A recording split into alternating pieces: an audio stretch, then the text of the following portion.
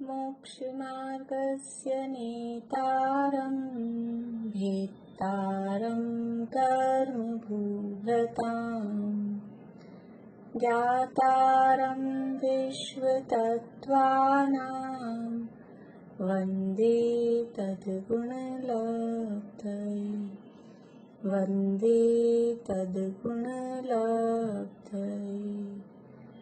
मोक्षमार्ग के नेता एवं कर्म पर्वतों के भेदक और विश्व के सब तत्वों के गायक चेतन संवेदक सद्गुण आप समान प्राप्त हो यही भावना भाकर दे विनय पूर्वक करूं वंदना बारंबार जिनेश्वर देव बारंबार जिनेश्वर देव।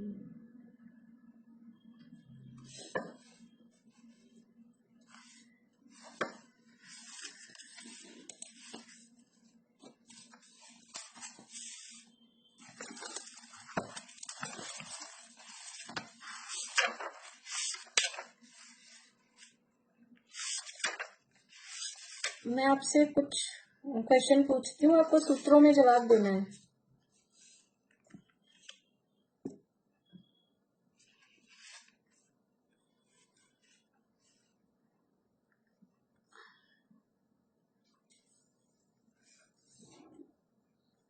द्रव्यों की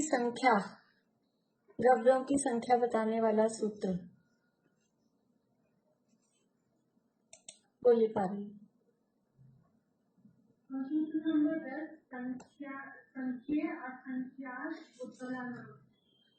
नहीं,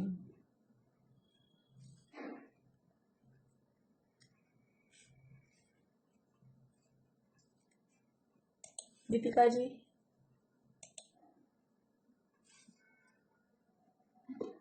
नाम बोलना है या संख्या बोलनी? द्रव्यों की संख्या एक ही सूत्र में पूरे द्रव्यों की संख्या नहीं, लेकिन जिस भी सूत्र में कुछ द्रव्यों की संख्या बताई गई है।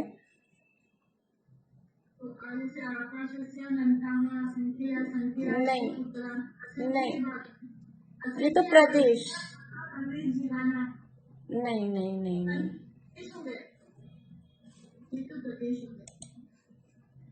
वर्षा भाभी बोलिए।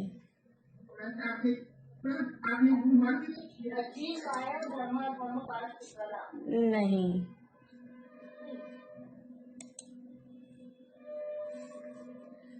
शशि जी बोलिए। हाँ, आकाशाद एक द्रव्यानि, द्रव्यों की संख्या पूछिए ना। आकाश तक के द्रव्य एक हैं, बाकी और द्रव्यों की तो जीव और पुद्गल की तो बताई नहीं है, संख्या वाला सूत्र नहीं है। लेकिन यहाँ इस सूत्र में द्रव्यों की संख्या बताई है। आकाशाद एक द्रव्यानि, आकाश तक के द्रव्य एक हैं। और जो आप लोग सब बता रहे थे वो तो प्रदेशों की संख्या बताने वाला है। संख्या प्रदेशा, यहाँ से प्रदेश चालू हो गए। आकाशस्यानंता, धर्माधर्मिक जीवा नाम के असंख्य है, ये प्रदेश बताने वाला सूत्र है।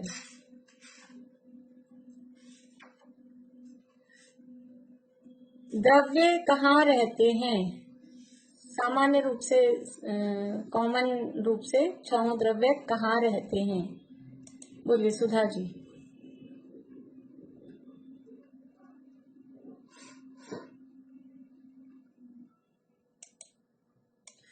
अनम्यूट करिए, फिर से म्यूट हो गए आप। लोकाकाशे उगाह, द्रव्य कहाँ रहते हैं? लोकाकाश में। धर्म और अधर्म द्रव्य कहाँ रहते हैं? धर्म और अधर्म द्रव्य लोकाकाश में कहाँ रहते हैं?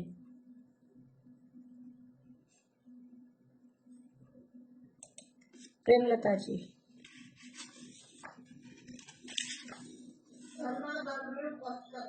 धर्माधर्म्यो कृत्स्ने, वो संपूर्ण लोक में रहते हैं। बढ़िया। आकाश द्रव्य का उपकार बताने वाला सूत्र।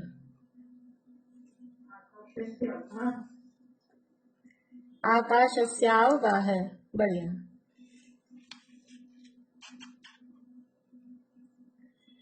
काल द्रव्य का उपकार बताने वाला सूत्र।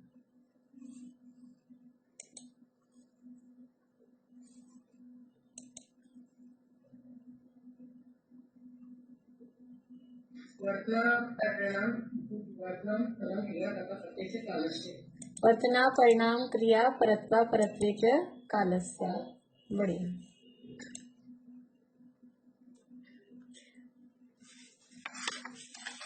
उद्गल द्रव्य आकाश में कहाँ रहता है?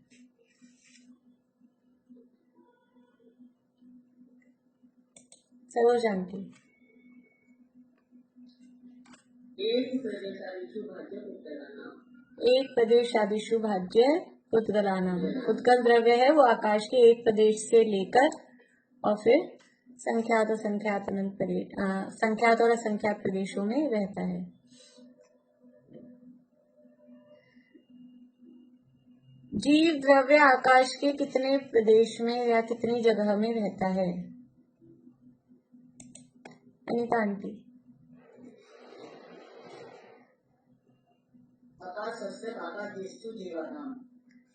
असंख्य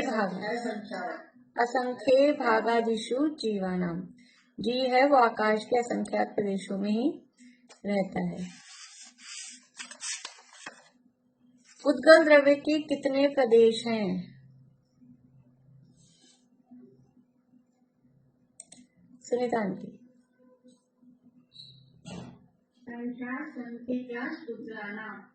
हाँ, संख्या संख्याश्च पुद्गलानाम। और साथ में नाणु भी इसमें सामान्य पूछा है ना हमने, तो नाणु भी के अणु के इतने नहीं है, अणु क्योंकि एक ही प्रदेश ही है। बढ़िया। आकाश द्रव्य के कितने प्रदेश हैं?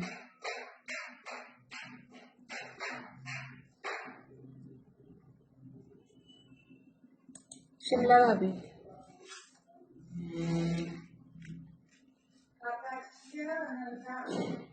आकाशस्यानंतः, आकाश के अनंत प्रदेश हैं।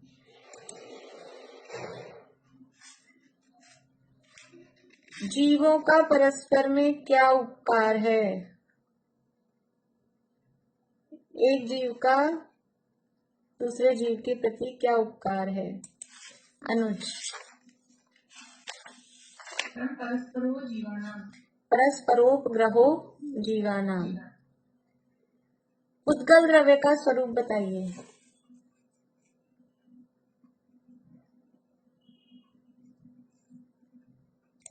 रजनी जी। स्पर्श रस गंध वर्णवंतः पुद्गला, बढ़िया। अचाक्षुष स्कंध चाक्षुष कैसे बनता है?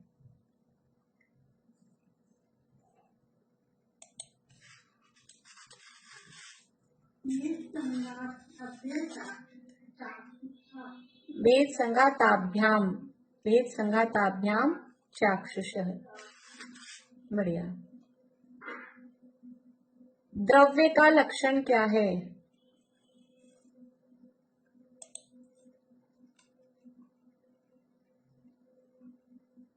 अंकल बोलिए।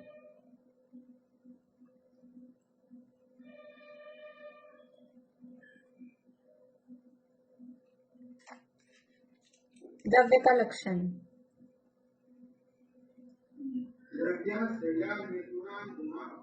नहीं, ये तो गुण का हो गया। अभी अपन ये जो सूत्र चल रहे हैं ना, जो पढ़ रहे हैं बस उन्हीं में से।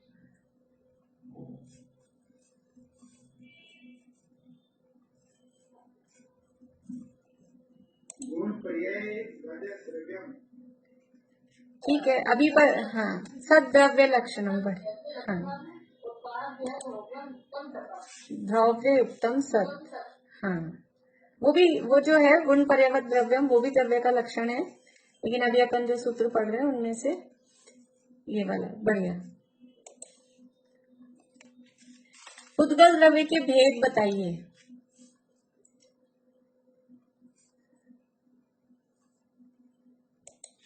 बेला जी।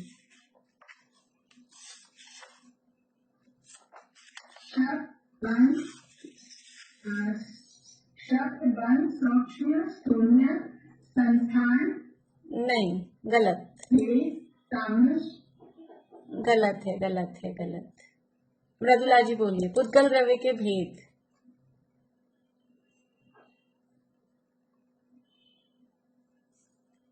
अनम्यूट करिए, अनम्यूट।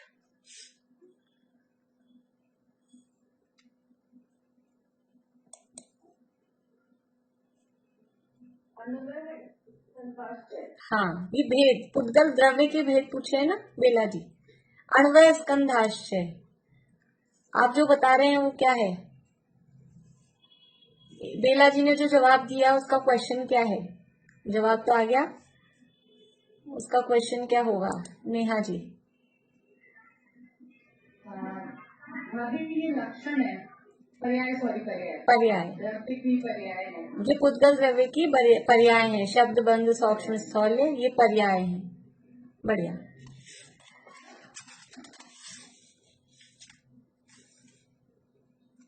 स्कंधों की उत्पत्ति कैसे होती है?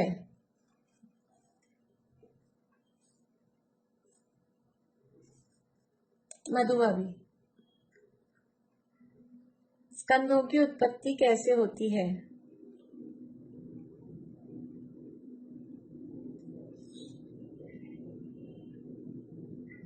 हाँ,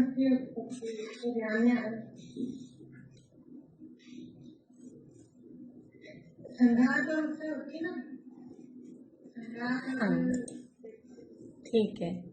सूत्र बोलिए रजनी जी।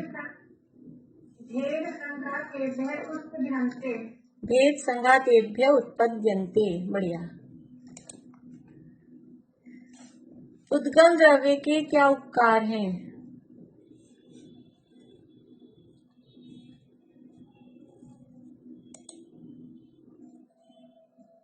उद्गम द्रव्य के क्या उपकार हैं? अंकल बोलिए, लक्ष्मी चंद जी अंकल। उद्गम द्रव्य के उपकार।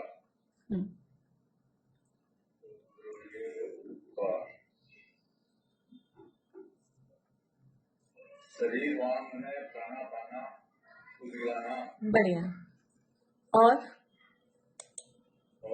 शुद्ध दुख जीवित मरणोपराश्चय। हाँ, बढ़िया। शरीर वांग मन प्राणापाना पुद्गलानाम सुख दुख जीवित मरणोपराश्चय, ये पुद्गल द्रव्य के उपकार हैं। धर्म और अधर्म द्रव्य के क्या उपकार हैं?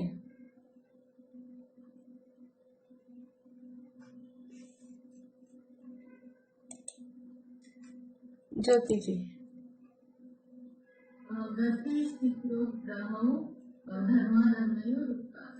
गति स्थिति उपग्रह हो, धर्माधर्म और उपकार है। बढ़िया।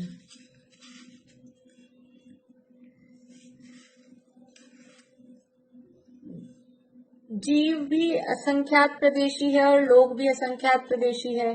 असंख्यात प्रदेशी लोक में असंख्यात प्रदेशी अनंत जीव कैसे रह सकते हैं, कैसे रह जाते हैं?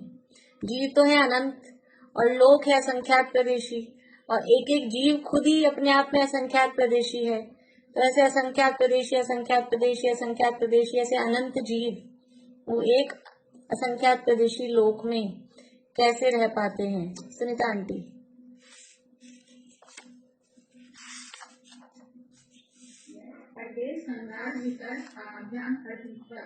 बढ़िया। प्रदेश संघार विसर्पाभ्याम प्रदीपवत। द्रव्यों की विशेषता बताने वाला सूत्र। द्रव्यों की विशेषता बताने वाले सूत्र।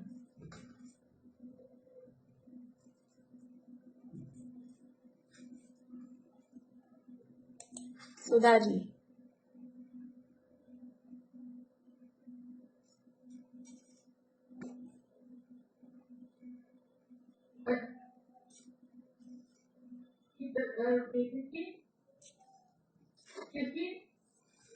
द्रव्यों की विशेषता बताने वाला सूत्र। चलिए ज्योति जी बोलिए। नित्यावस्थितानि नित्यावस्थितान्य रूपाणी, सभी द्रव्य नित्य हैं, अवस्थित हैं, अरूपी हैं, और फिर रूपीणा पुद्गला, पुद्गल रूपी हैं। बढ़िया। चलिए थोड़ा सा हमको सूत्र में जवाब देना, हम सूत्र तो याद कर लिए लेकिन खाली क्रम से ही याद रहे, बीच में से कोई बात आ जाए तो भी हमको याद आ जाना चाहिए, इसके लिए थोड़ा सा हमने अभ्यास किया। हमारी चर्चा, कोई सूत्र सुनाना चाहते हैं? याद किए किसी ने आज? सरोजानती बोलिए।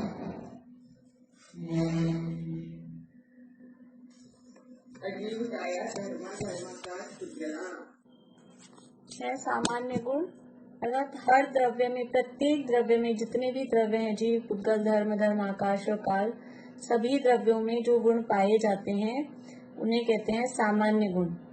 और ये सामान्य गुण होते तो अनंत हैं, हर द्रव्य में ऐसे अनंत हैं सामान्य गुण भी, जो कॉमन है, सब द्रव्यों में पाए जाते हैं, लेकिन फिर भी अनंत तो बताए नहीं जा सकते, तो उनमें से मुख्य रूप से 6 गुण बताए गए हैं जो कि सभी द्रव्यों में पाए जाते हैं। कौन कौन से हैं वो 6 गुण? कौन नाम बताएंगे मुझे? हाँ, पीरू जी बोलिए।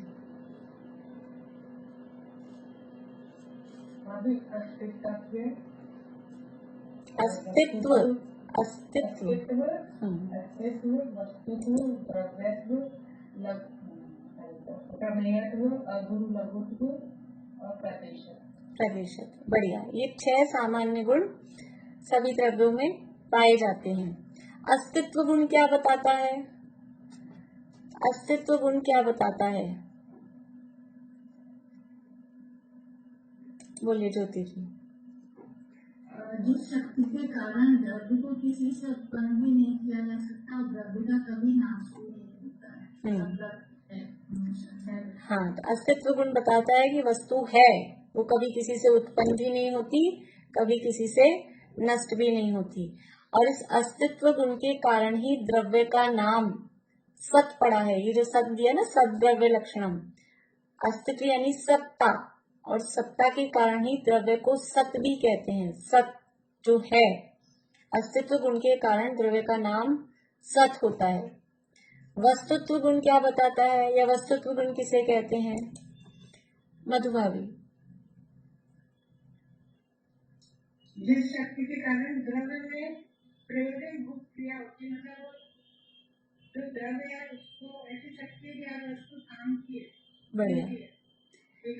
हाँ, जिस शक्ति के कारण द्रव्य में प्रयोजन भूत क्रिया होती है, अर्थ क्रिया होती है, मतलब कि कोई भी वस्तु बेकार नहीं होती, वो उस गुण का नाम है वस्तुत्व गुण। उसमें वस्तुत्व, वस्तु का नाम, वस्तु क्यों है कोई, कि उसमें कुछ ना कुछ काम होता है, उससे कुछ ना कुछ प्रयोजन सिद्ध होता है, तो ऐसा प्रयोजन भूत जो काम हो रहा है वो गुण जिसमें है वो कहलाता है गुण वस्तुत्व गुण। और वस्तुत्व गुण के कारण ही द्रव्य को वस्तु कहा जाता है। वस्तु कहते हैं ये वस्तु किसकी है, ये वस्तु यहाँ रखी है, तो द्रव्य को वस्तु कहते हैं। वो क्यों कहते हैं? क्योंकि उसमें एक वस्तुत्व नाम का गुण है, इसलिए उसको वस्तु भी कहते हैं। द्रव्यत्व गुण किसे कहते हैं?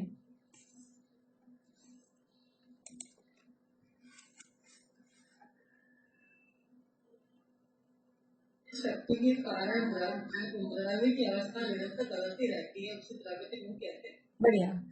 जिस शक्ति के कारण द्रव्य की अवस्था निरंतर बदलती रहती है, निरंतर द्रव्य में परिणमन होता रहता है, उसे कहते हैं द्रव्यत्व गुण। और ये द्रव्यत्व गुण के कारण वस्तु को द्रव्य कहते हैं। द्रव्य क्यों कह रहे हैं? तो उसमें एक द्रव्यत्व नाम का गुण है। एक तो होता है द्रव, द्रव समझते हैं, एक ठोस, द्रव, ये साइंस में पढ़ाते हैं, सॉलिड, लिक्विड, गैस, 3 चीजें होती है, तो ठोस, द्रव और गैस, वायु उसको बोलते हैं। तो वो द्रव है, वो तरलता के अर्थ में, लिक्विडिटी के अर्थ में लिक्विड। यहाँ भी जो द्रव्यत्व गुण है वो द्रव्य में तरलता है। तरलता मतलब बहने वाली नहीं, लेकिन वो परिणमन रूप तरलता। द्रव्य निरंतर परिणमनशील है, इसलिए उसका नाम द्रव्य है, क्योंकि उसमें द्रव्यत्व नाम का गुण है। तो हर द्रव्य परिणमन करता है। इस परिणमन में निमित्त कौन और उपादान कौन, ऐसे बता सकते हैं? हर वस्तु हर द्रव्य परिणमन करता है। परिणमन का अर्थ समझ में आता है सबको? परिणमन का मतलब है बदलाव हो रहा है, उसमें कुछ ना कुछ चेंज हो रहा है, ये कहलाता है परिणमन। तो हर वस्तु में चेंजेस हो रहे हैं, उस चेंजेस होने में निमित्त कौन और उपादान कौन?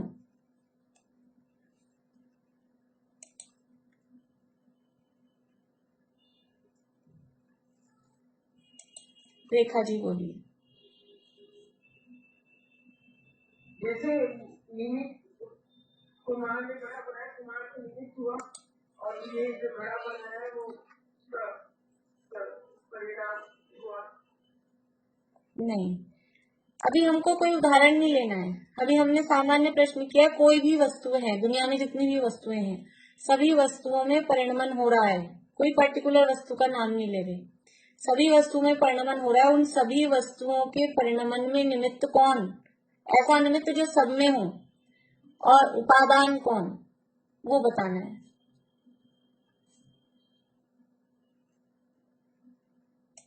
बोलिए रश्मि जी, अनम्यूट करिए, अनम्यूट।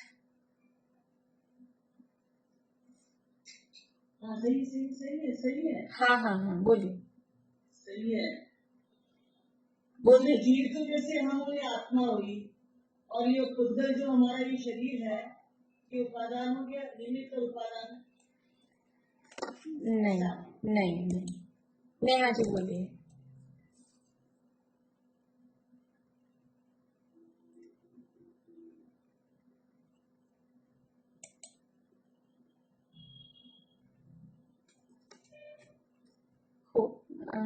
अनम्यूट हो रहा है, हाँ बोलिए।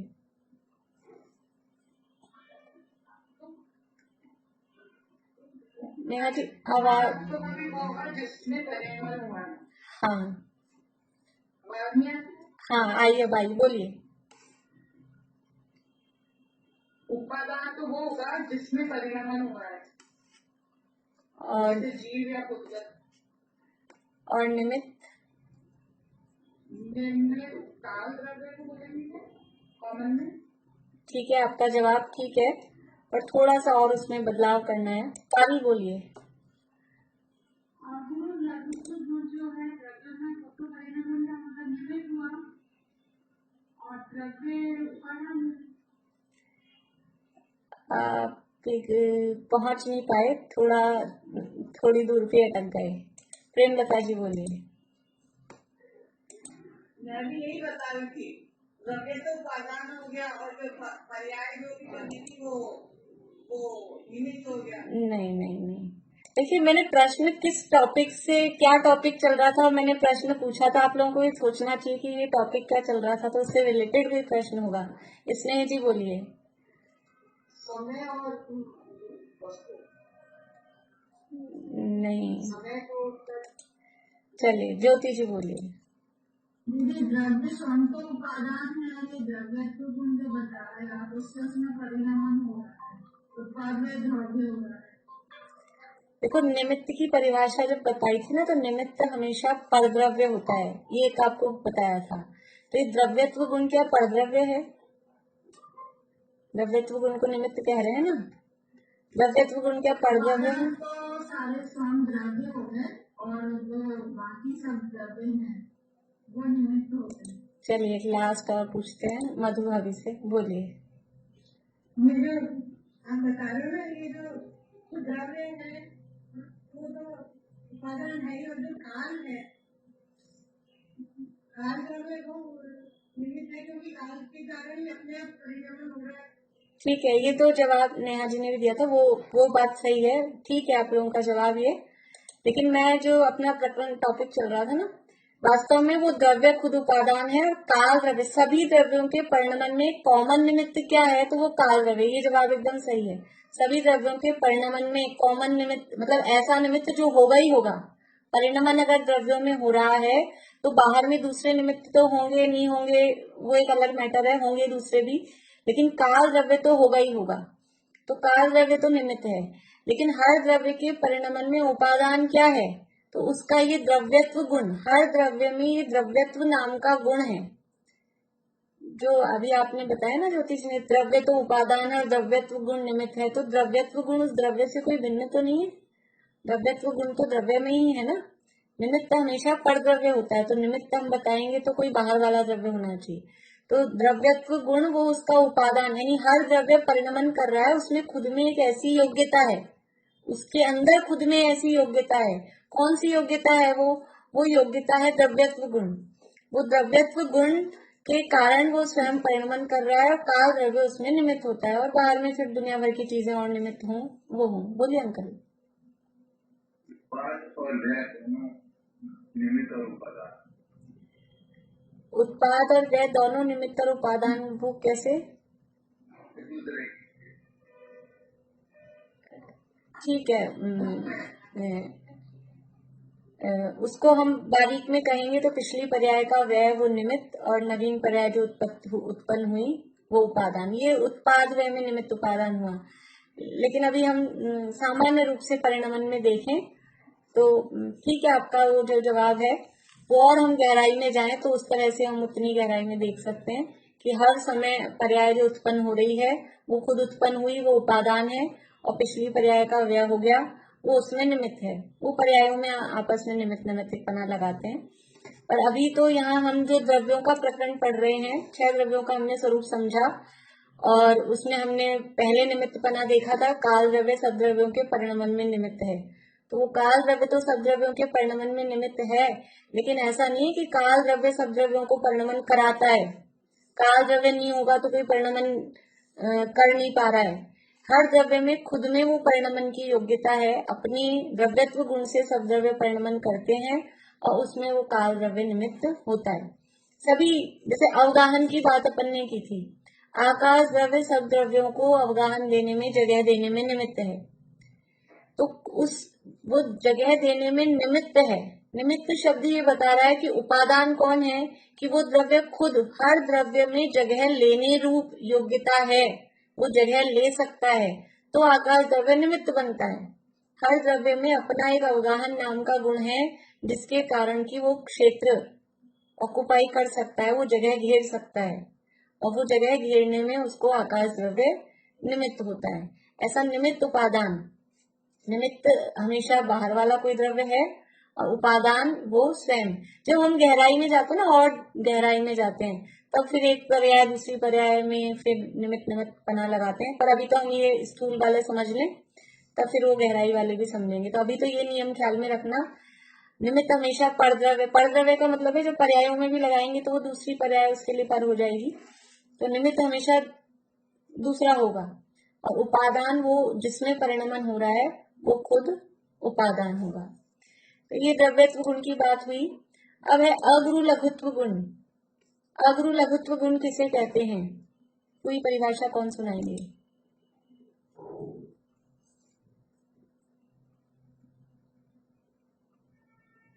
रंजू भाभी आप सुनाएंगे?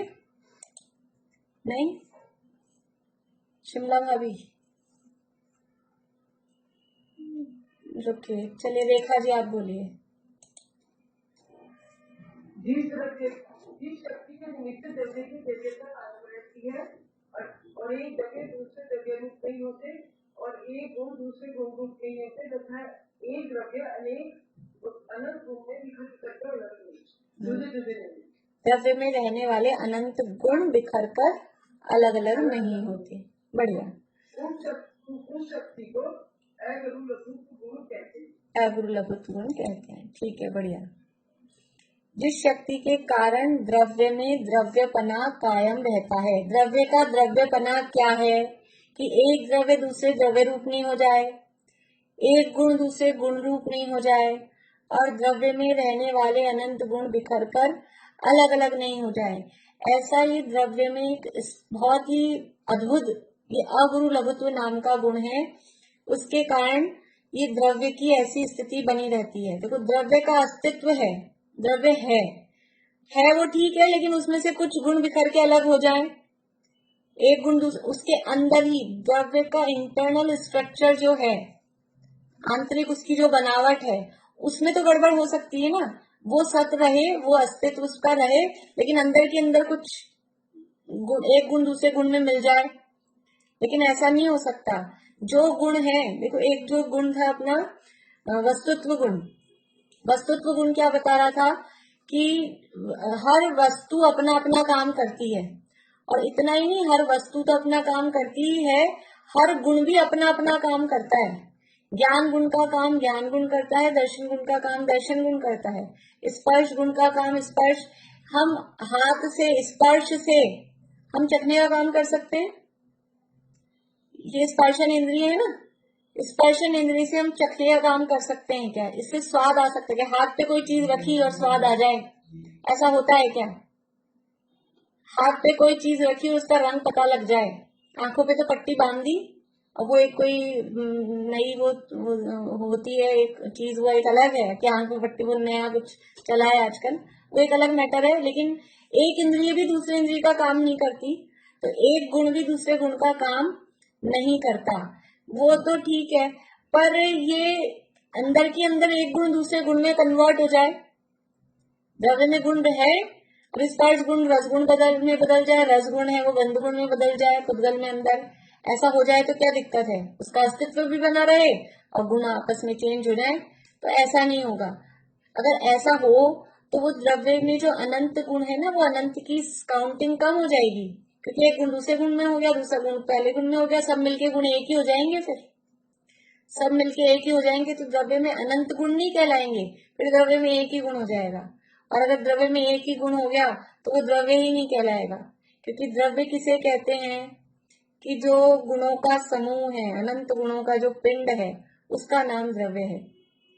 इसलिए ये अगुरु लघुत्व गुण है, वो द्रव्य में द्रव्यपना कायम रखता है, एक द्रव्य को दूसरे द्रव्य रूप नहीं होने देता, एक गुण को दूसरे गुण रूप नहीं होने देता, और जो द्रव्य में गुण है वो बिखर कर, ऐसे ज्ञान गुण अलग ही एक द्रव्य बन जाए, दर्शन गुण एक अलग द्रव्य बन जाए आत्मा में से निकल के, ऐसा नहीं होता कि द्रव्य में रहने वाले अनंत गुण बिखर के अलग हो जाएं, अलग नहीं हो सकते। देखो हमें क्या है कि फ्लाइट में जाना है तो हमें वजन नहीं चाहिए, तो वजन नहीं चाहिए तो हमें तो रस भी नहीं होना चाहिए और वो नींबू भी नहीं होना चाहिए, हमें तो केवल खटास चाहिए, तो खटास खटास ला दो, लेकिन रस के रूप में भी नहीं होना चाहिए, नींबू के रूप में भी नहीं होना चाहिए, और उसका वो पाउडर बना दें, साइट्रिक एसिड बना दें, वो भी नहीं होना चाहिए, हमें तो खटास चाहिए केवल।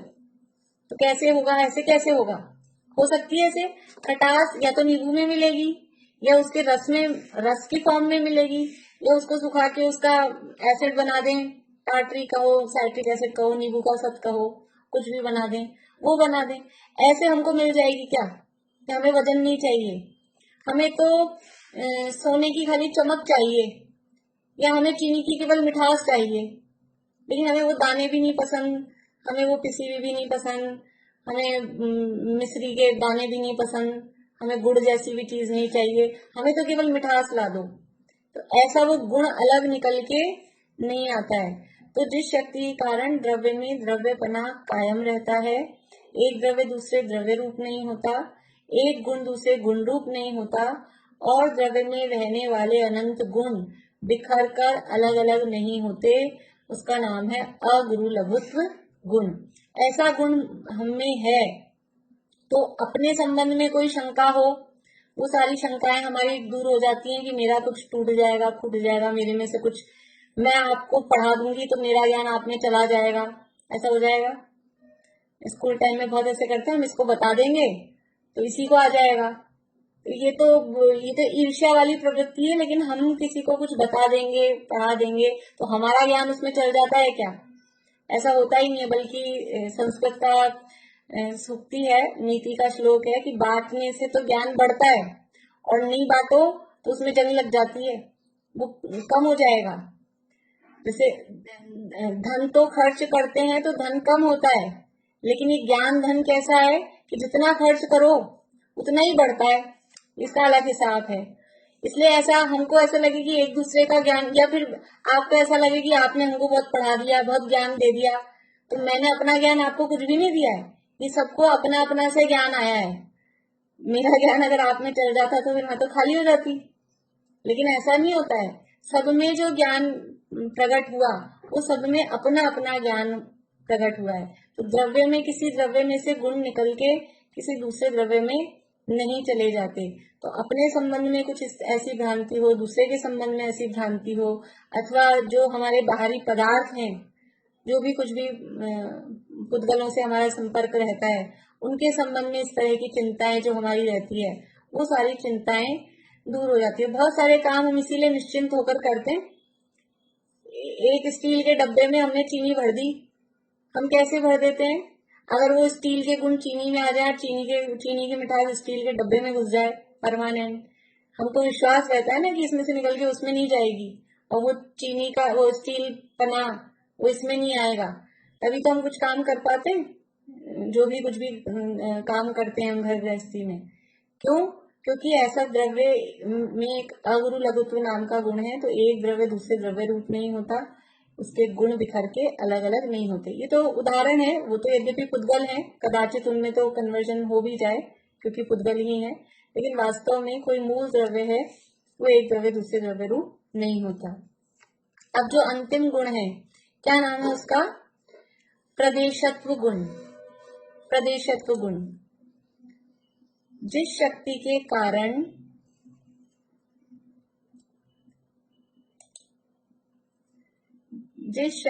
कारण द्रव्य का कोई ना कोई आकार अवश्य होता है,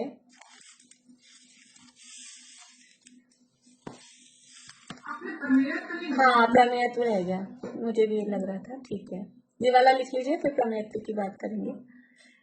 जिस शक्ति के कारण द्रव्य का कोई ना कोई आकार अवश्य रहता है, उसे प्रदेशत्व गुण कहते हैं।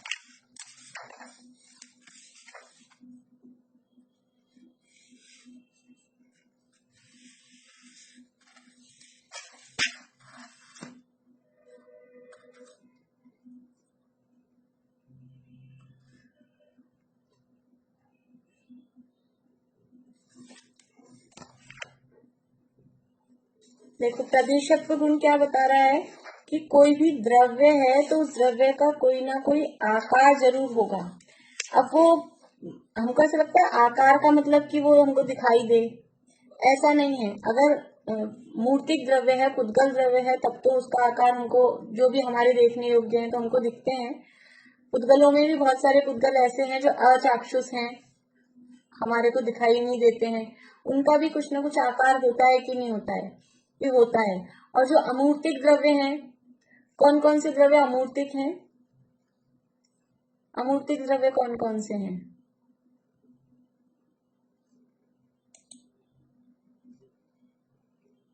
आवांटी, अमूर्तिक द्रव्य कौन कौन से हैं? एक पुद्गल द्रव्य मूर्ति के, बाकी सब अमूर्तिक है। हाँ, तो कौन कौन से हैं? जीव, उत्पन्न धर्म, अधर्म, आकाश और काल। काल, जीव, धर्म, अधर्म, आकाश और काल, ये सब अमूर्तिक हैं। तो अमूर्तिक है तो इनका कोई आकार होता होगा कि नहीं होता होगा? कि यदि वो द्रव्य है तो अवश्य ही उनका कोई ना कोई आकार होगा ही होगा। कैसे होगा आकार? अमूर्तिक है तो आकार होने से मूर्तिक अमूर्तिक बने का कोई संबंध नहीं है। धर्म द्रव्य का क्या आकार होगा? क्या आकार होगा धर्म द्रव्य का? बता सकते हैं कोई? दीपिका जी, धर्म द्रव्य का क्या आकार है? लोक का जो आकार है वही धर्म द्रव्य का आकार है, क्योंकि पूरे लोक में फैला हुआ है। इसे धर्म द्रव्य और अधर्म द्रव्य का आकार वही है, लोक के बराबर। काल द्रव्य का क्या आकार है? काल द्रव्य का क्या आकार है? बोलिए सुधा जी।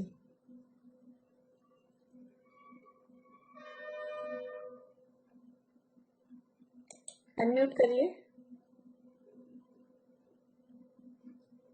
काल द्रव्य कारण होता है। काल द्रव्य जो है आकाश में एक प्रदेश पर एक कारण से उत्पन्न होता है। हाँ, तो उसका आकार कैसा होगा? अणु के जैसा आकार। काल अणु के रूप में है ना, तो एक अणु का जो आकार है वो काल द्रव्य का आकार है। जीव द्रव्य का क्या आकार है? जीव द्रव्य का कौन सा आकार है? बोलिए ज्योति जी। हाँ, जिस शरीर को धारण करता है उसी शरीर के आकार का है। तो जीव शरीर को धारण कब तक करता है कि जब तक संसार में है तब तक तो शरीर को धारण करता है। अब मुक्त हो गए, सिद्ध भगवान हो गए, फिर आकार रहेगा कि नहीं रहेगा, या कुछ भी अमीबा के जैसे टेढ़ा मेढ़ा कुछ भी हो जाएगा, फिर भी आकार रहता है। कैसा? निकम्मा अठ गुणा किंचूणा चरम देहदो सिद्धा किंचित न्यून पुरुषाकार, अंतिम शरीर से कुछ कम आकार वाले, जिस शरीर से मुक्त हुए हैं, जिस मनुष्य गति में पहुंचकर जिस पुरुष के आकार में वो मुनि बने और फिर मोक्ष की प्राप्ति की, उस आकार का वहाँ आत्मा के प्रदेशों का जीव का आकार रहता है। इसलिए प्रदेशत्व गुण ये बताता है कि जीव का यानी हर प्रत्येक द्रव्य का कोई ना कोई आकार अवश्य रहता है। बिना आकार के कोई भी द्रव्य नहीं होता, क्योंकि देखो जो द्रव्य है वो जगह घेरता है। द्रव्य जगह घेरता है, अपन ने अवगाह देखा, लोकाकाश में कुछ ना कुछ जगह घेर रहा है, तो वो जगह घेरेगा तो कुछ आकार में जगह घेरेगा कि ऐसे ही बिना आकार का होगा और जगह घेर लेगा? ऐसा तो नहीं होगा ना। वो जगह ले रहा है, क्षेत्र कंज्यूम कर रहा है, इससे पता लग रहा है कि उसमें कोई ना कोई आकार अवश्य होता है। अभी कुछ पूछना है आपको? ठीक।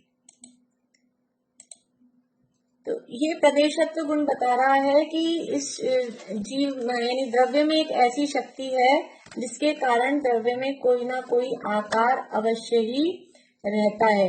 और ये जो आकार है, अब हमको समस्या क्या होती है अपने आकार को लेकर? ये आकार को लेकर बहुत समस्या, आजकल तो फिगर का चक्कर रहता है, हमारा फिगर कैसा है। लेकिन वास्तव में ये प्रदेशत्व गुण का परिणमन है, इसमें हम कुछ नहीं कर सकते कि जिसका ये जो बाहर में हमको आकार दिखाई दे रहा है ना, हम जिसको अपना आकार समझ रहे हैं और जिसके उसको बराबर करने के लिए, मेंटेन करने के लिए हम अपना समय देते हैं, हम अपनी शक्ति लगाते हैं, थक जाते हैं, पसीना पसीना हो जाते हैं एक्सरसाइज कर करके, उसमें पूरा शक्ति लगाएंगे और धन भी खर्च करते हैं, रुपया दे दे के क्लासेस ज्वाइन करते हैं, जिम ज्वाइन करते हैं, पूरा सब करते हैं। तो जिसके लिए समय, शक्ति, धन ये लगा रहे हैं, वो आकार किसका है? वो किसका आकार है? वो किसका आकार है? वो मेरा आकार है कि पड़ोसी का आकार है? हम कितने यानी क्या बोले, पड़ोसी के लिए कितना खर्चा करते हैं हम क्या कहें कि हमको अपने पड़ोसी से कितना प्रेम है। कोई पड़ोसी के लिए इतना खर्चा करता है, इतना टाइम देता है, इतनी शक्ति लगाता है, लेकिन हम तो पड़ोसी तो है, हम पड़ोसी के लिए इतना समय, शक्ति, धन सब लगाते हैं और खुद का पता ही नहीं है।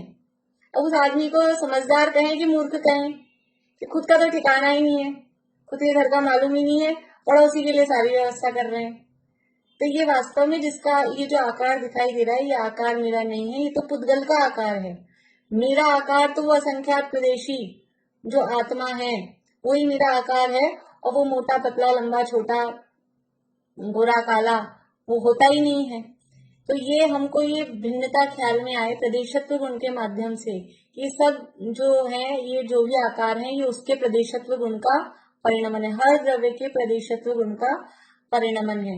और आकारों को देखकर जो राग द्वेष हमको होते हैं, ये तो चलो अपने संबंध में बात हुई, बाहर की वस्तुओं के आकार को देख के बहुत राग द्वेष होते हैं हमको। इसका आकार अच्छा है, इसका आकार खराब, ये ऐसा क्यों हो गया, ये ऐसा नहीं होना चाहिए था, मैं इसको ऐसा बनाऊं, मैं इसको ऐसा नहीं बनाऊं, आकार के संबंध में। तो ये जो भी सारी हमारी मान्यताएं हैं वो हमको समझ में आए कि ये तो इसके प्रदेशत्व गुण का परिणमन है। अगर किसी का आकार हमको अच्छा नहीं लग रहा तो भी उसमें हम कुछ द्वेष नहीं करें, क्योंकि इसका परिणमन प्रदेशत्व गुण का, इसका ऐसा ही परिणमन होना था। अच्छा हो गया तो भी राग नहीं करें कि इसका परिणमन ऐसा ही होना है। तो ये प्रदेशत्व गुण ये बताता है कि प्रत्येक द्रव्य में ऐसा गुण है कि उसके कारण उसका आकार बनेगा ही बनेगा, कोई ना कोई आकार रहेगा ही। जैसे एक उदाहरण हमने कल परसों लिया था कि हमें सोना चाहिए, लेकिन चूड़ी नहीं होनी चाहिए, चैन नहीं होनी चाहिए, अंगूठी भी नहीं होनी चाहिए, कुंडल भी नहीं होनी चाहिए, कनकती भी नहीं होनी चाहिए, और क्या क्या जो भी होते हैं, पायल भी नहीं होनी चाहिए, बस सोना चाहिए। बिस्किट भी नहीं होना चाहिए, डली भी नहीं होनी चाहिए, कुछ भी। तो वो आएगा कैसे? द्रव्य है तो वो किसी ना किसी आकार में तो रहेगा ही। सोना है तो अब उसको इकट्ठा करके पिंड बना दिया, डली बना दी, उस डली का जो भी टेढ़ा मेढ़ा आकार है वो भी आकार तो है ही ना, तो किसी ना किसी आकार में अवश्य रहेगा। ऐसे ही जीव भी है। कुछ लोग ऐसे मानते हैं सिद्ध भगवान के लिए सिद्ध भगवान निराकार हैं।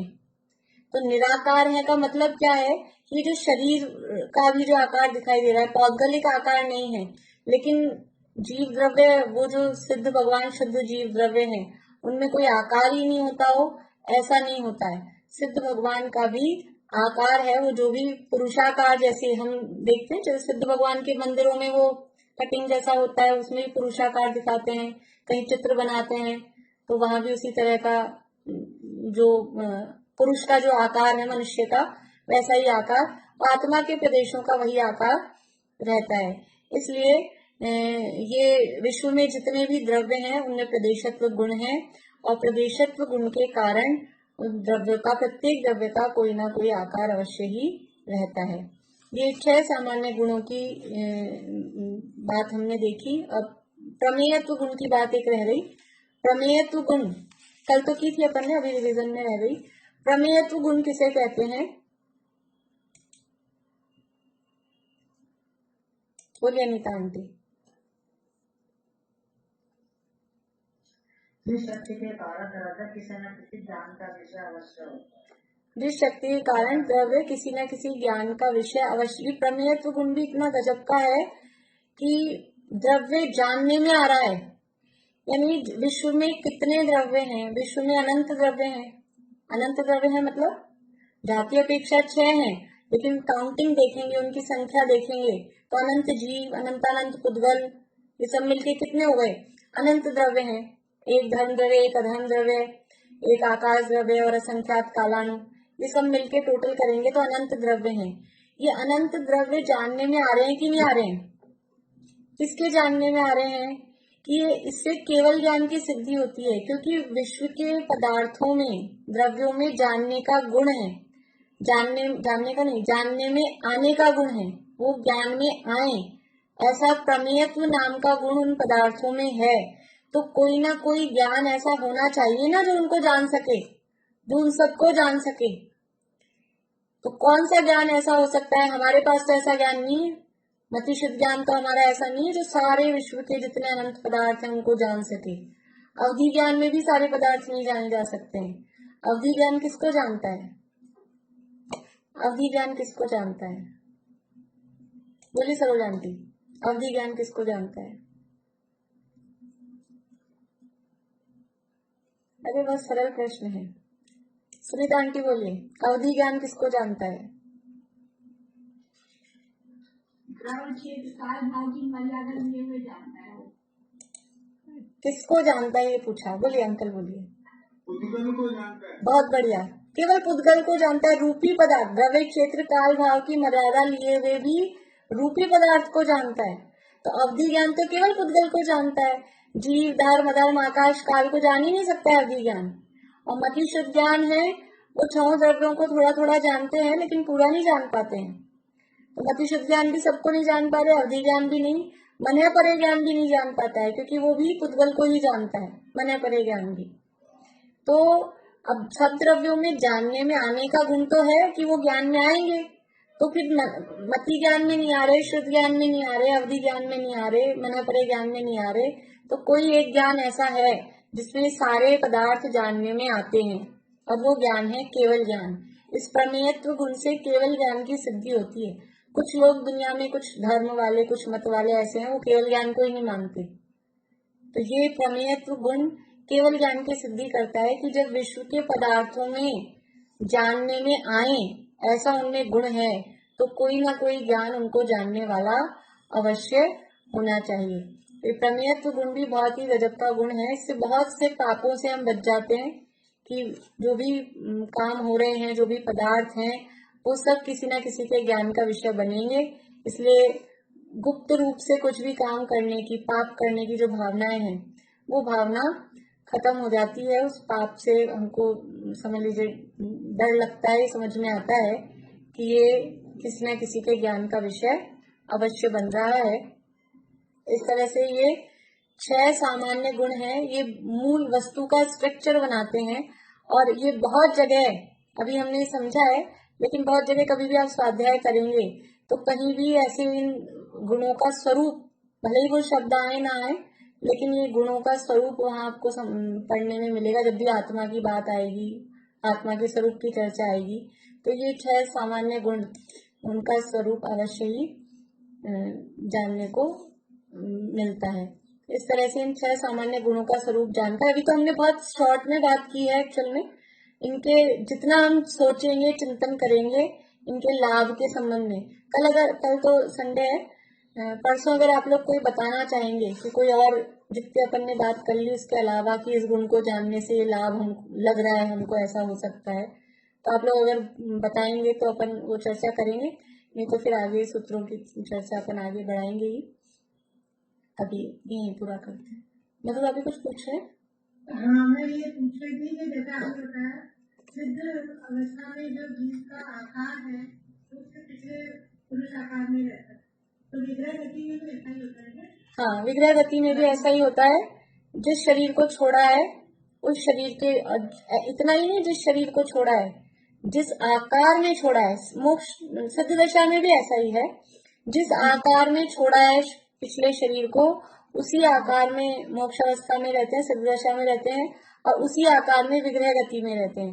आकार का मतलब क्या, कि कोई व्यक्ति ऐसे मरा टेढ़ा ही, ऐसे करके मरण हो गया, तो वो विग्रह गति में ऐसे ही आत्मा के प्रदेश टेढ़े टेढ़े हमारे लिए दिख रहे हैं, वो तो आत्मा के प्रदेश तो जैसे हैं वैसे हैं। वो किसी के एक हाथ ऊपर एक टांग, जिस भी तरह से, मान लीजिए कोई बम ब्लास्ट में किसी का मरण हो गया, तो ऐसे वो फैल गया पूरा टुकड़े टुकड़े, तो वो आत्मा के प्रदेश भी फैले हुए उसी रूप में विग्रह गति में बाहर जाएंगे। कोई सिकुड़ा हुआ ऐसा किसी का मरण हुआ, जिस भी आकार में, जैसे भी आकार में मरण हुआ है, तो शरीर का जैसा आकार रहा वैसे के वैसे आत्मा के प्रदेश में क्यों पूरे के पूरे सर्वांग से बाहर निकलते हैं। ऐसा नहीं, लोगों में ऐसी भ्रांति रहती है, किसी के आंख से निकले हैं, किसी के मुंह से निकले हैं, किसी के अधोअंग में से निकले हैं, ऐसा नहीं होता। आत्मा के प्रदेश ऐसे कोई बॉटल की में से निकल के धीरे धीरे जा रहे हो, ऐसा नहीं है। पूरे के पूरे शरीर से, सर्वांग से एकदम से आत्मा के प्रदेश बाहर निकलते हैं, पूरे उसी आकार में। ऐसा नहीं होता इकट्ठे होके मुंह से बाहर निकल रहे हैं या आंख से निकल रहे हैं, ऐसा नहीं होता। चलिए, और किसी का कुछ प्रश्न है?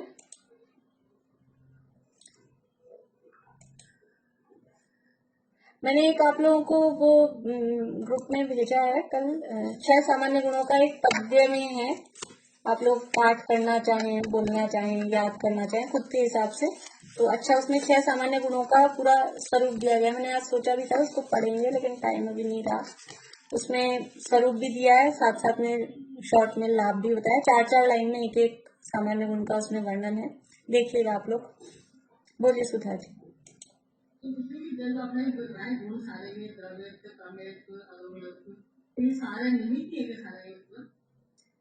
निमित्त कहाँ है? ये तो उस द्रव्य के लिए उपादान है। हर अपने अपने द्रव्य के लिए वो उपादान ही है, खुद के लिए। मेरा अस्तित्व किसके कारण है? तो बाहर में निमित्त दूसरी चीजें दिखाई दे, लेकिन मेरे में एक अस्तित्व नाम का गुण है ना, उसके कारण मैं हूँ। मेरी सत्ता किसके कारण है? कि मुझमें अस्तित्व नाम का गुण है। मैं अपना काम कर पाता हूँ, अपना काम मतलब ये जानने देखने रूप मेरा काम, क्योंकि मुझमें एक वस्तुत्व नाम का गुण है। मुझमें परिणमन हो रहा है, क्यों? क्योंकि द्रव्यत्व नाम का गुण है। मैं किसी न किसी के जानने में आ रहा हूँ, क्योंकि मुझमें एक प्रमेयत्व नाम का गुण है। और मेरा जो स्ट्रक्चर है, मेरा ये द्रव्यपना बना रहता है, मैं किसी दूसरे द्रव्य रूप नहीं होता, मेरे गुण दूसरे गुण रूप नहीं होते, बिखर के अलग अलग नहीं होते, क्योंकि मुझमें एक अगुरु लघुत्व नाम का गुण है। और मेरा कोई ना कोई आकार रहता है, क्योंकि मुझमें एक प्रदेशत्व नाम का गुण है। तो ये तो अपने लिए तो सब उपादान है, स्वयं के लिए, हर द्रव्य के लिए। किसी भी द्रव्य आप इसको उठाओ कि इसमें इसका अस्तित्व है, वस्तुत्व है, द्रव्यत्व है, प्रमेयत्व है, अगुरु लघुत्व है, प्रदेशत्व है, सब। और निमित्त रूप में बाहर में दूसरा कुछ भी होगा, जो भी है वैसे।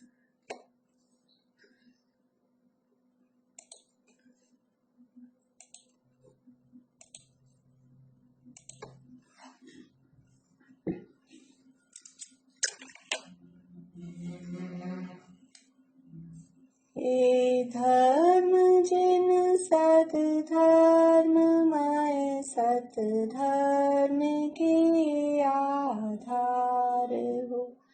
भव भूमि का परित्याग कर जिन भव जलधि के पार हो।